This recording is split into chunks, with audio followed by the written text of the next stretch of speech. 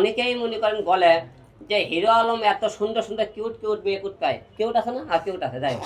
হ্যাঁ, তা আপনারা অনেকে হিংসা করে আমার কমেন্ট আছে গালি দেন, বকা দেন, অনেকে আপনারা আমার বাবা মা তুলে গালি গালাজ করেন। আসলে ভাই, আর আল্লাহ পাক যখন যা দেয় বুঝছেন, আপনি তো বলে চাপ্পর ফেলে দেয়, ঠিক আছে?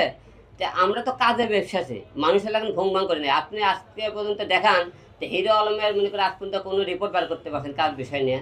তো এই কাজ নিয়ে অনেকে জ্বলেন, অনেকে গালিগালাজ করেন। দেখেন, আপনারা বলেন যে গার্মেন্টে থেকে আপনারা মানে মেয়ে নিয়ে আসে, পতিতালয় থেকে নিয়ে আসে, বস্তি থেকে নিয়ে আসে, প্রতিটা মেয়ের কিন্তু লেখাপড়া মনে করেন এই প্রতি লেখাপড়া কত করে? ইন্টার, দেখেন ইন্টারে আপনার সেম টু, ঠিক আছে? তো আপনি যে বলেন যে আমরা বস্তি থেকে মেয়ে আছি, দেখেন ইন্টারে পড়ে আপনি শুনলেন, তা বস্তি থেকে কিন্তু সব লোক মনে ইন্টারে পড়ে না কিন্তু। তো যাই হোক, বস্তি থেকে যদি কোনো মেয়ে মনে করেন স্বপ্ন দেখে, সেই স্বপ্ন মনে করে আমাদের মতো বড় বড়দেরকে দুই একজন নাম ডাক থাকে, তাদের কাছে গেলে কিন্তু আপনি তাদেরকে পারতে দেন না। হয়তো আমি এই সুযোগটা আপনাদের মানুষের মেয়েদেরকে করে দেওয়ার চেষ্টা করি, এটা নিয়ে আপনারা বকাঝকা করেন, গালিগালাজ করেন, অনেকে বলেন হিরো আলম মনে করেন ব্যবসা শুরু করছে, ভিউ ব্যবসা শুরু করছে, এক একজন এক একদম কথাবার্তা বলেন।